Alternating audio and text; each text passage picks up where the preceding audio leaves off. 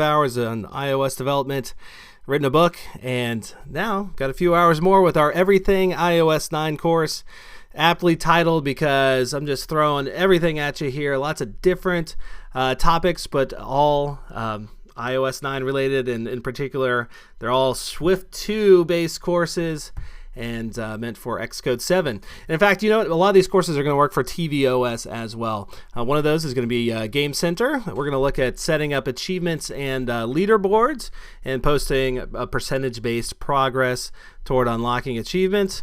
We're going to look at the camera roll. This is one that won't actually work for tvOS, but otherwise, you can take a photo with your iOS device, bring it into your app, or choose one from the library, and incorporate that into your game. We'll even talk about masking that image, so you can kind of just crop out like the head region of it and pop that on a game character.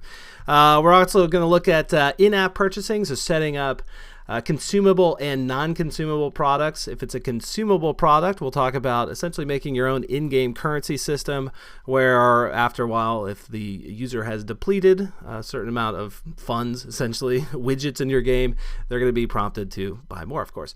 And then keyboard input. This is just a fun little short lesson on popping open the keyboard, and this will work for both tvOS and iOS. And from there, you can capture some input, save it to the NS user defaults, and have that basically be persistent throughout the lifetime of the app. And this is a great one for, say, entering a kid's name into a storybook and, you know, having it always be there. We're also going to look at on-demand resources. Apple's putting a big emphasis on this for the tvOS apps because they can't be over 200 megabytes as the initial install. So what on-demand resources does is it makes it so that let's say all of your assets for level 2 aren't going to be loaded until it's time to actually play level 2, right?